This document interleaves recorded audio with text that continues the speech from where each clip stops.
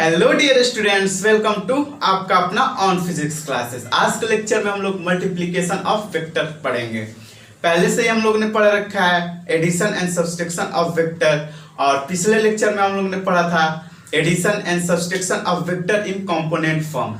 तो आज के लेक्चर में वेक्टर को कैसे प्रोडक्ट करते हैं या मल्टीप्लाई करते हैं। तो बेसिकली दो टाइप से वेक्टर को प्रोडक्ट कर सकते हैं। पहला होता है हमारा डॉट प्रोडक्ट, जिसको हम लोग स्केलर प्रोडक्ट भी बोलते हैं, और दूसरा होता है हमारा वेक्टर प्रोडक्ट, जिसको हम लोग क्रॉस प्रोडक्ट बोलते हैं। आज के लेक्चर में हम लोग सिर्फ डॉट प्रोडक्ट को ही अच्छे से पढ़ेंगे, समझेंगे और इस पे कुछ न्यूमेरिकल करेंगे। आज का जो लेक्चर है वो काफी इंपॉर्टेंट है हमारे लिए। तो आज का हमारा टॉपिक है multiplication of vector. Multiplication of vectors.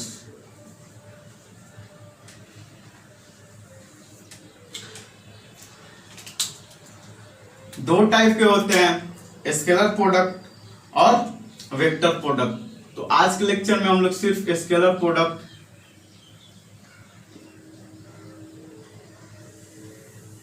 जिसको हम लोग बोलते हैं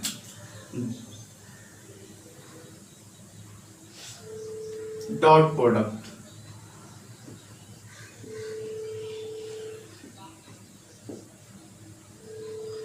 मान लेते हैं हमारा वेक्टर दिया हुआ है, vector A and vector B, और दोनों के बीच का एंगल है हमारा थीटा। तो मैग्नीट्यूड ऑफ वेक्टर ए होता है हमारा मॉडुलस ऑफ वेक्टर ए और A. Similarly magnitude of vector B क्या हो जाएगा हमारा, मॉडुलस ऑफ वेक्टर बी और बी हो जाएगा। दोनों के बीच का एंगल हमारा दिया हुआ है, angle between vector A and vector B is theta दिया हुआ है। तो स्केलर प्रोडक्ट को हम लोग डिनोट करते हैं A vector A dot vector B, जो हमारा इक्वल होता है magnitude of vector A into magnitude of vector B और cosine of angle between vector A and B. इसको हम लोग लिख सकते हैं A dot B equal to A B cos theta. इसको हम लोग जो डॉट पॉइंट दिख रहा है, इसको हम लोग पढ़ते हैं डॉट पढ़ते हैं डॉट। तो dot product of vector A and vector B हमारा क्या होता है, product of magnitude of vector A and magnitude of vector B cosine of angle between A and B. यहां पे जो हमारा थीटा है वो angle between vector A and B है। अब हम लोग इसको ज्योमेट्रिकली रिप्रेजेंटेशन कैसे करते हैं, इसको हम लोग समझते हैं।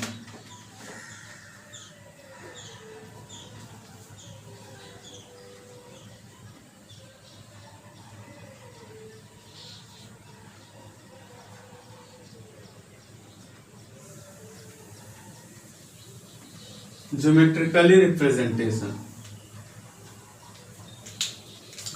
ए डॉट बी को हम लोग क्या लिखते हैं, ए डॉट बी को हम लोग लिखते हैं ए बी कॉस थीटा, या हम लोग लिख सकते हैं बी ए कॉस थीटा। इसको हम लोग ए बाहर ले ले और बी कॉस थीटा को स्मॉल ब्रैकेट में कर दे, तो ये हो जाएगा हमारा बी कॉस थीटा, और ये हो जाएगा, इसमें हम लोग क्या करते हैं बी को कॉमन ले लेते हैं, तो हमारा हो जाएगा ये ए कॉस थीटा। तो इसको हम लोग कंसीडर करते हैं, इसको और इसको। तो मान लेते हैं हमारा वेक्टर दिया हुआ ये वेक्टर ए, और दूसरा हमारा वेक्टर दिया हुआ है बी। वेक्टर बी दिया हुआ है। तो बी कॉस थीटा हमारा यहाँ पे क्या है, बी कॉस थीटा हमारा है projection of vector B along A. तो यहाँ पे बी कॉस थीटा हमारा क्या है, बी कॉस थीटा जो है हमारा projection of vector B along vector A. और यहां पे हम लोग का ए कॉस थीटा क्या है, A cos theta vector A को बी के एलोंग कंपोनेंट हम लोग ब्रेक करते हैं तो क्या होता है हमारा ए कॉस थीटा। तो यहां हमारा ए कॉस थीटा क्या है, A cos theta projection of vector A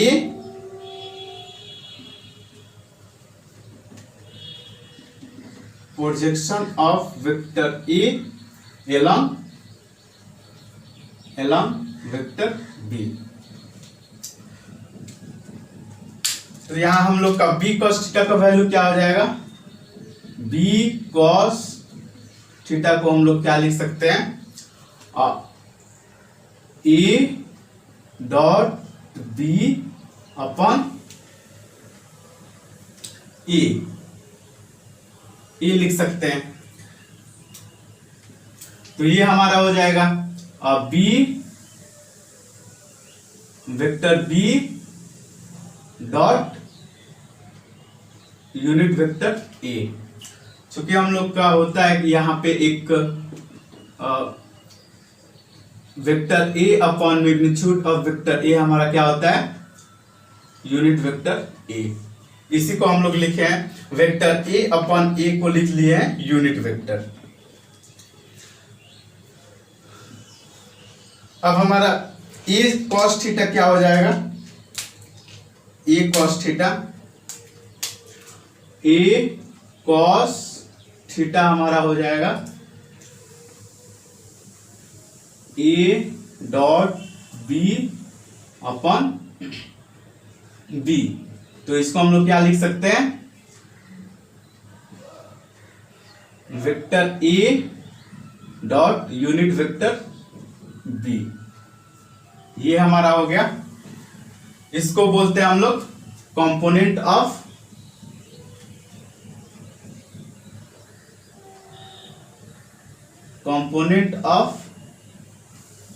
vector A along vector B. और इसको क्या बोलते हैं हम लोग, component of vector B along vector A.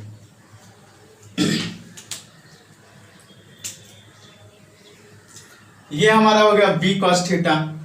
B हो गया हमारा वेक्टर बी को वेक्टर ए के एलोंग में कंपोनेंट हम लोग कैसे फाइंड करते हैं, तो बी कॉस थीटा, या हम लोग वेक्टर ए को बी के एलोंग में भी कंपोनेंट कर सकते हैं, ए कॉस थीटा बी के एलोंग हो गया। तो ए डॉट बी को हम लोग ए बी कॉस थीटा भी लिख सकते हैं या बी ए कॉस थीटा लिख सकते हैं। यहां पे हमारा बी कॉस थीटा होता है वो projection of vector B along vector A होता है, और ए कॉस थीटा हमारा क्या होता है, projection of vector A along B होता है, जिसको हम लोग यहां पे लिखे हैं। ये वाला टर्म अगर क्वेश्चन में दिया रहे फाइंड द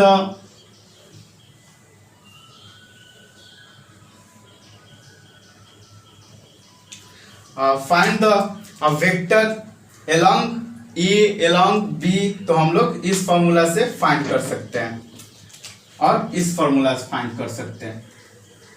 इस कंडीशन में क्या फाइंड करेंगे, वेक्टर बी का प्रोजेक्शन ए के एलोंग हम लोग फाइंड करेंगे, और इसको वेक्टर ए का प्रोजेक्शन बी के एलोंग फाइंड करेंगे इस फॉर्मूला से।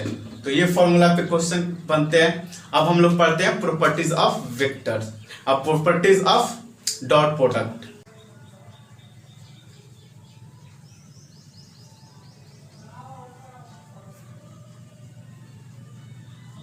Product of vectors.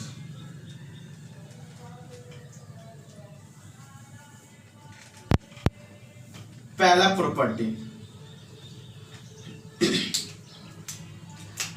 प्रॉपर्टी हमारा हो गया, अगर थीटा जो है वो 90 से छोटा है, 90 डिग्री से छोटा है, और दूसरा केस हम लोग कंसीडर करते हैं थीटा जो है वो 90 डिग्री से बड़ा है और 180 डिग्री से छोटा और इक्वल है। तो इस कंडीशन में हमारा क्या आएगा, ए डॉट बी जो होगा वो cos थीटा, और इस कंडीशन में हमारा vector A dot B equal to A B cos theta. इस कंडीशन में क्या होगा, अगर हमारा एंगल 90 डिग्री से छोटा होगा तो ए डॉट बी का वैल्यू क्या आएगा, हमारा पॉजिटिव आएगा, ऑलवेज पॉजिटिव। और इस कंडीशन में हमारा क्या होगा, जब थीटा 90 डिग्री से बड़ा और 180 डिग्री के इक्वल या लेस हो तो हमारा आएगा वैल्यू जो ए डॉट बी का वो ऑलवेज निगेटिव।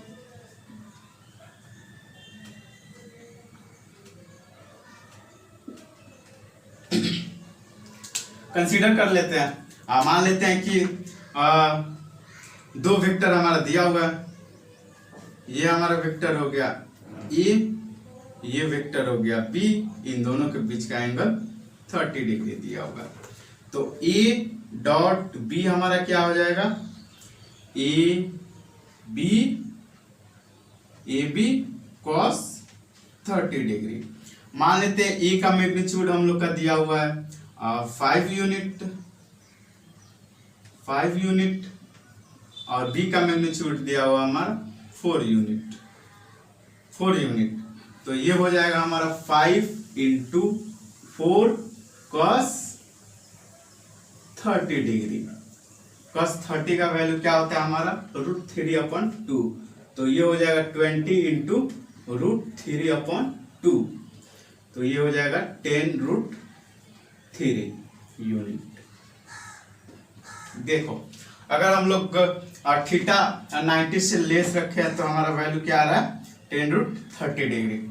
अब इसी केस को हम लोग कंसीडर करते हैं और थीटा 90 डिग्री से ज्यादा लेके, तो मान लेते हैं दो वेक्टर हमारा दिया हुआ है ए जिसका मैग्नीट्यूड है 5 unit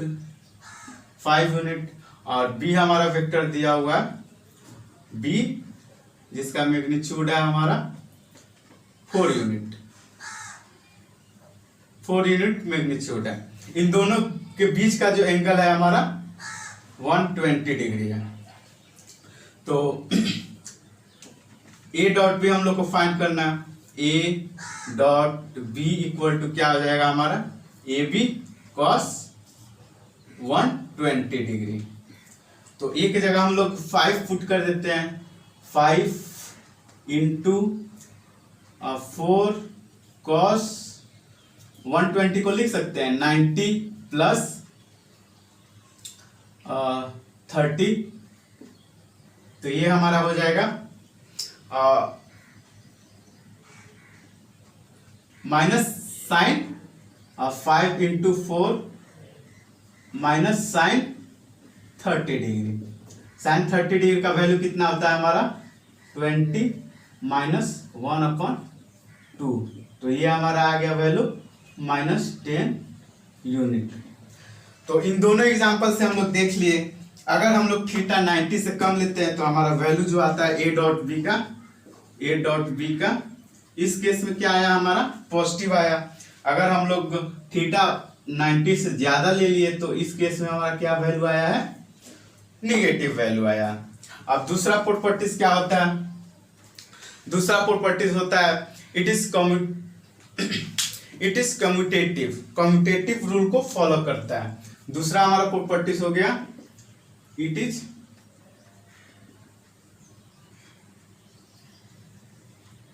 commutative. Commutative means A dot B को बी को हम लोग बी डॉट ए लिख सकते हैं। दोनों का वैल्यू हमारा हो जाएगा ए बी कॉस थीटा या A B B A cos theta, B A cos theta हमारा हो जाएगा। तो ये हम लोग का कॉम्यूटेटिव लॉ फॉलो करता है। वेक्टर ए डॉट बी को हम लोग वेक्टर बी डॉट ए भी लिख सकते हैं। और तीसरा हमारा प्रॉपर्टीज हो गया it is distributive.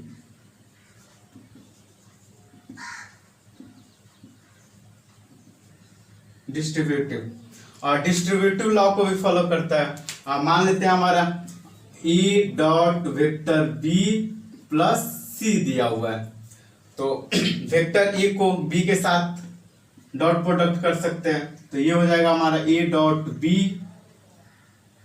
B plus फिर से हम लोग वेक्टर ए को सी से प्रोडक्ट करते हैं, तो ये हो जाएगा हमारा ए डॉट सी। इसी को बोलते हैं हम लोग और डिस्ट्रीब्यूटिव लॉ।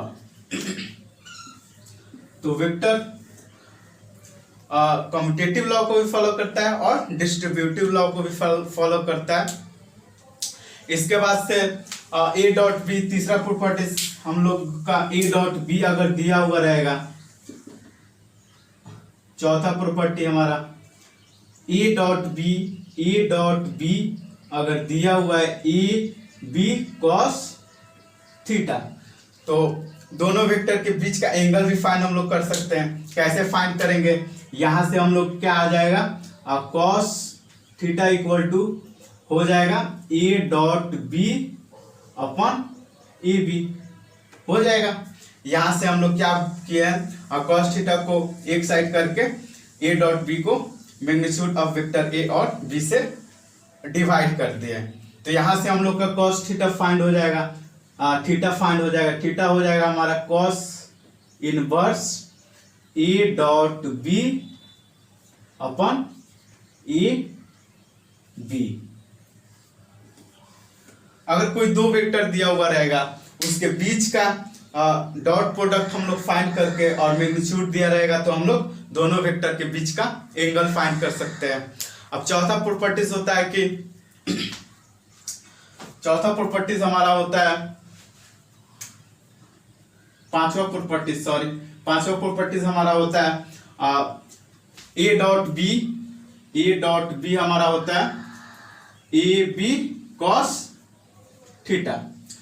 तो scalar product of vector A और बी कब मैक्सिमम हो सकता है, तो मैक्सिमम अगर cos थीटा का वैल्यू मैक्सिमम हो जाए तो हम लोग मैक्सिमम वैल्यू फाइंड कर लेंगे। तो cos थीटा हम लोग का कितने डिग्री पे मैक्सिमम होता है, तो 0 डिग्री पे cos का वैल्यू जो होता है वो मैक्सिमम होता है। तो यहाँ हो जाएगा A dot B equal to A B cos 0 degree.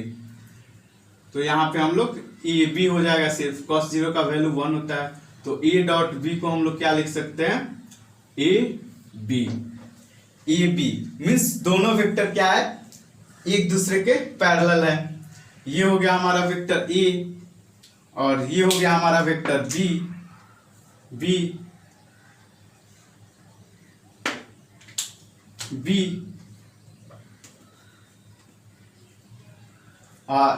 ये दोनों वेक्टर क्या है एक दूसरे के पैरेलल है और दोनों के बीच का एंगल 0 डिग्री है।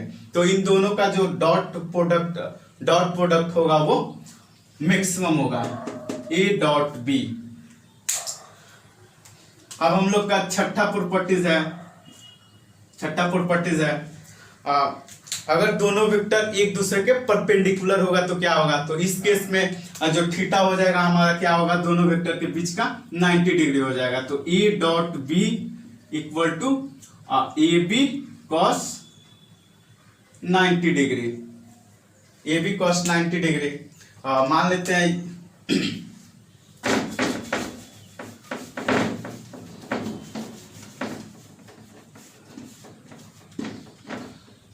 ये पांचवा प्रॉपर्टीज हम लोग डिस्कस कर रहे हैं। मान लेते हैं ये हमारा वेक्टर ए हो गया, ये वेक्टर बी हो गया और ये वेक्टर ए हो गया, दोनों के बीच का एंगल 90 डिग्री है, तो ये ए डॉट बी इन दोनों वेक्टर का गायब हो जाएगा, मीन्स जीरो हो जाएगा।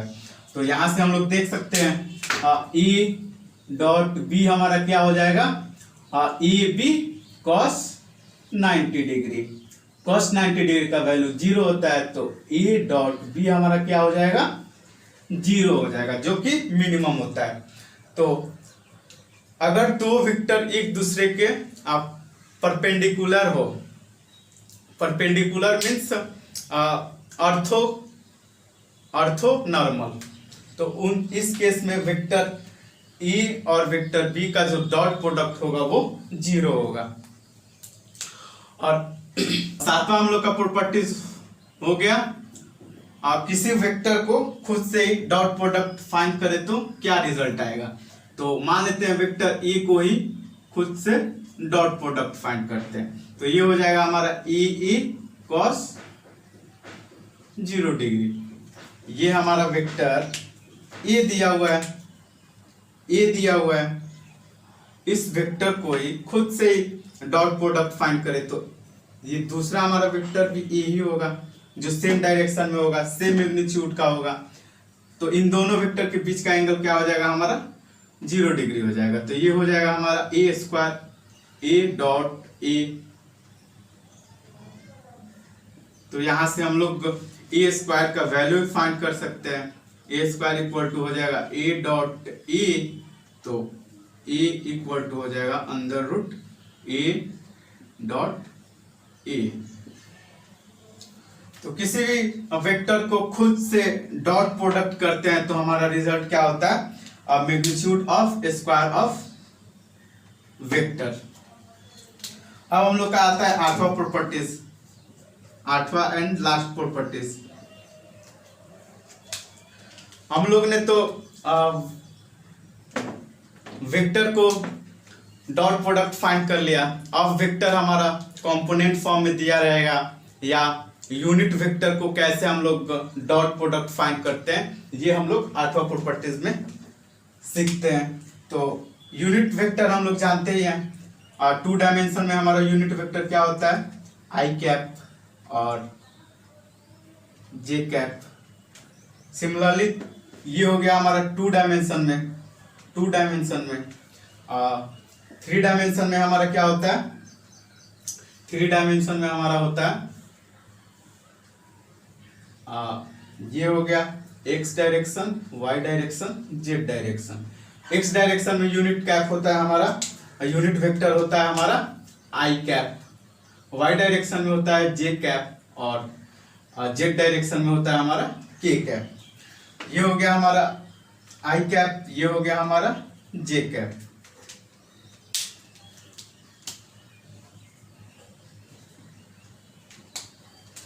तो आई डॉट आई हम लोग फाइंड करते हैं। तो आई डॉट आई हमारा क्या हो जाएगा, दोनों यूनिट वेक्टर सेम डायरेक्शन में है, तो इन दोनों का मैग्नीट्यूड क्या होता है यूनिट वेक्टर का, 1 into 1।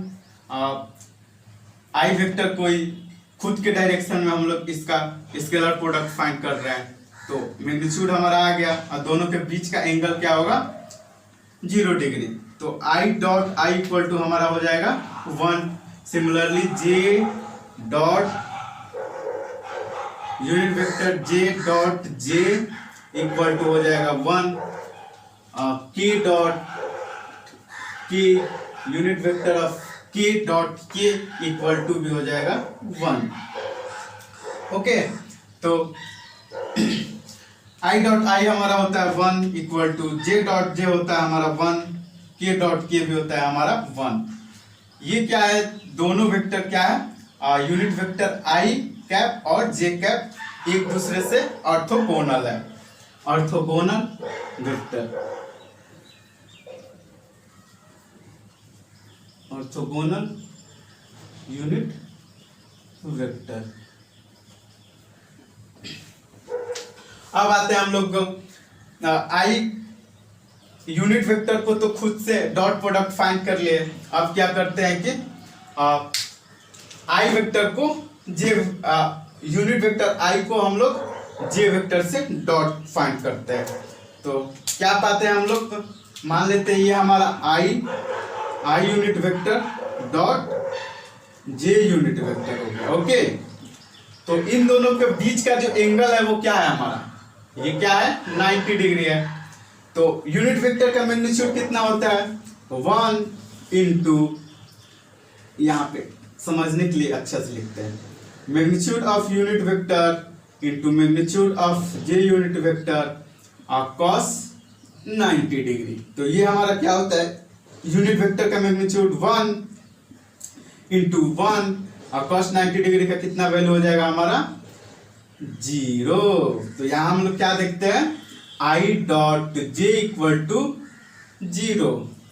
Similarly J unit vector K unit vector को भी फाइंड कर सकते हैं। तो इन दोनों वेक्टर के बीच का भी एंगल क्या है हमारा 90 डिग्री है। तो आई जे डॉट के वाला केस में भी हमारा क्या आ जाएगा, दोनों का डॉट प्रोडक्ट 0, आई जे के और के डॉट आई कैप, इसका भी हमारा क्या आ जाएगा रिजल्ट, डॉट प्रोडक्ट 0। तो जब वेक्टर एक दूसरे से म्यूचुअल परपेंडिकुलर हो, यूनिट वेक्टर जब एक दूसरे से म्यूचुअल परपेंडिकुलर हो, तो उन दोनों के बीच डॉट प्रोडक्ट क्या होता है यूनिट वेक्टर का 0 होता है। तो ये तुम सब हमेशा माइंड में रखना, I dot J equal to J dot K equal to K dot I. इसको ऐसे भी लिख सकते हो, जरूरी नहीं है आई डॉट जे, और जे डॉट आई भी हो जाएगा, के डॉट जे भी हो जाएगा, आई डॉट के भी हो जाएगा यूनिट वेक्टर। तो इस केस में हमारा क्या होता है, डॉट प्रोडक्ट 0 होता है, 0 होता है, ये याद रखना, रिमेंबर।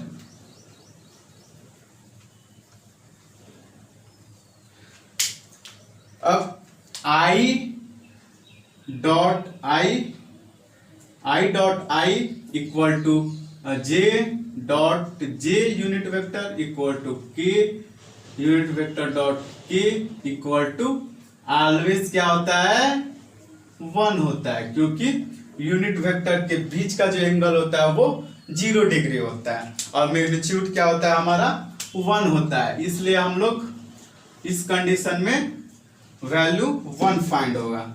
अब इस पे हम लोग करते हैं न्यूमेरिकल और अच्छे से हमें समझ आएगा कि इन सब का कहाँ पे यूज कैसे हो रहा है और कैसे हम लोग वैल्यू को फाइंड कर रहे हैं।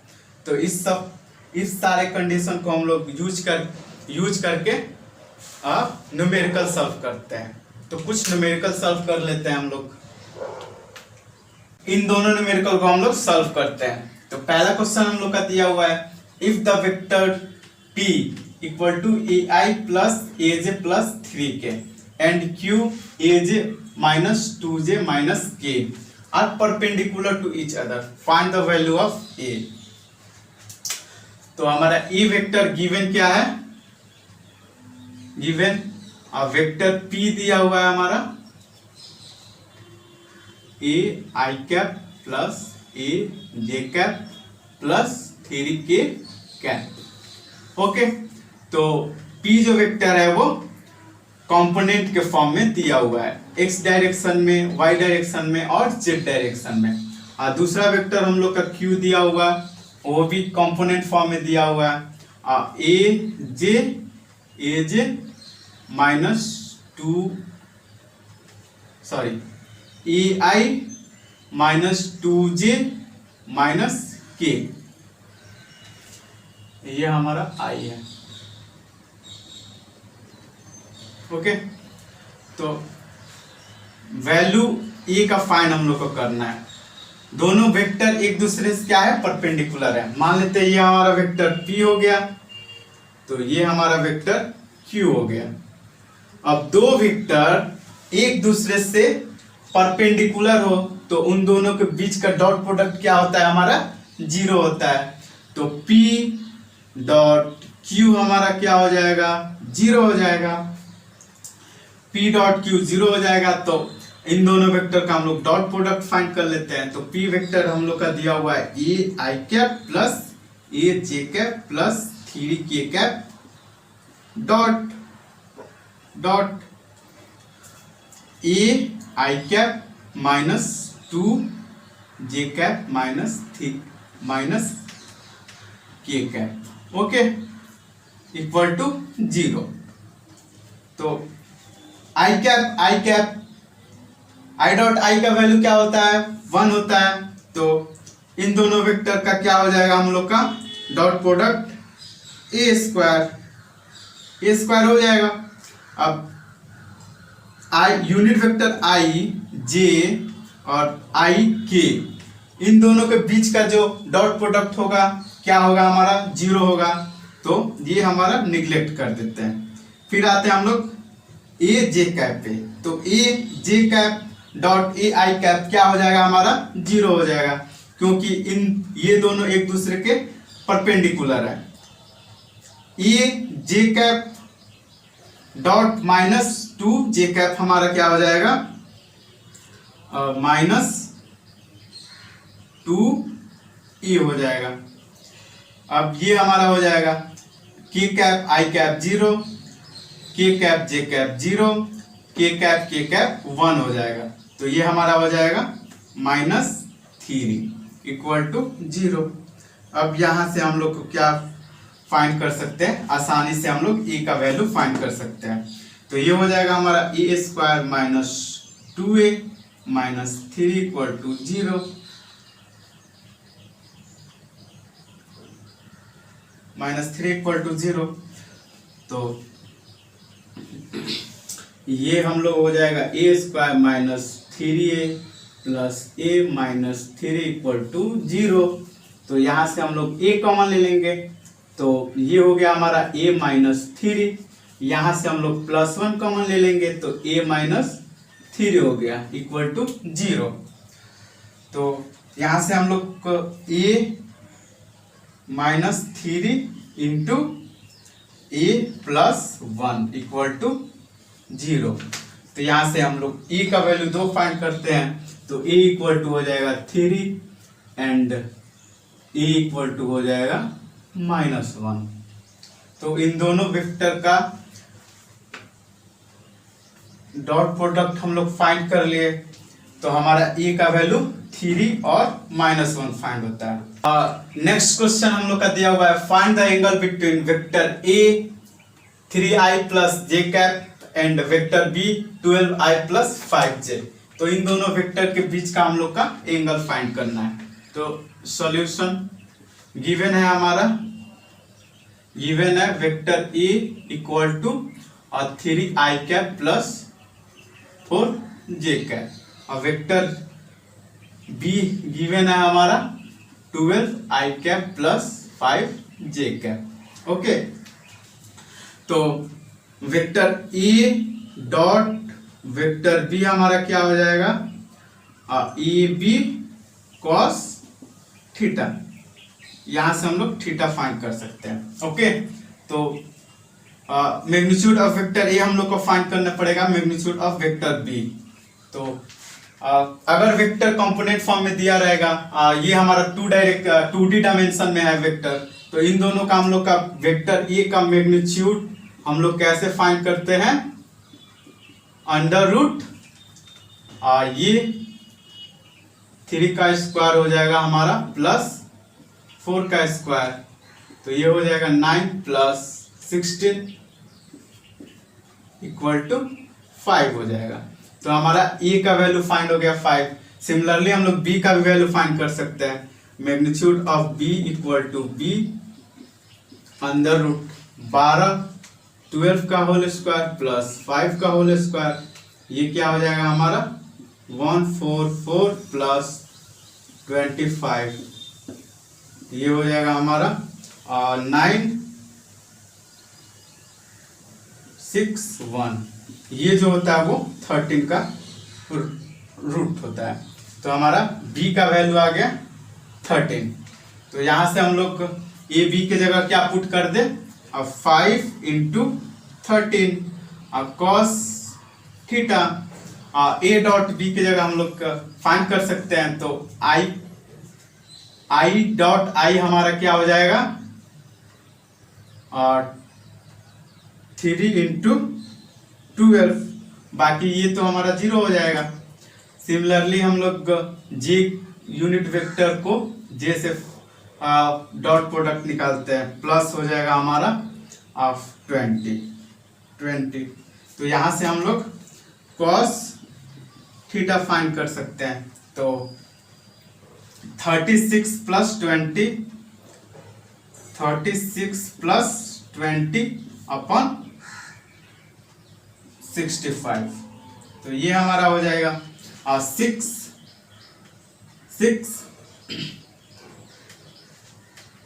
5 अपॉन 65। तो कॉस थीटा हमारा आ गया, तो थीटा हो जाएगा हमारा, थीटा हो जाएगा cos inverse 56 upon 65 answer. Okay, अब हम लोग दूसरा क्वेश्चन पे आते हैं। Find the component of vector 3i plus J cap along i plus J cap. तो मान लेते हैं ये हमारा हो गया 3i cap plus 4j cap, और b हमारा हो गया i प्लस j कैप। तो वेक्टर a का कंपोनेंट एलॉन्ग b का हम लोग फाइंड करना है। तो ये हो जाएगा हमारा component of vector a along b। तो a dot b upon b हो जाएगा। तो यहां से हम लोग a डॉट b फाइंड कर सकते हैं, और 3i plus 4j cap into dot i plus j b का हम लोग मैग्नीट्यूड फाइंड कर लेते हैं। तो यहाँ पे हम लोग का b का जो मैग्नीट्यूड फाइंड होगा वो अंडर रूट 1 का स्क्वायर प्लस 1 का स्क्वायर अंडर रूट 2 आया। तो यहाँ पे हम लोग 2 फाइंड कर लिए मैग्नीट्यूड ऑफ वेक्टर b। तो ये हमारा हो जाएगा 3 प्लस 4 अपन रूट 2। तो ये हो जाएगा हमारा 7 रूट 2 आंसर। ओके, अब हम लोग मिलते हैं नेक्स्ट क्लास में हम लोग पढ़ेंगे क्रॉस प्रोडक्ट ऑफ वेक्टर।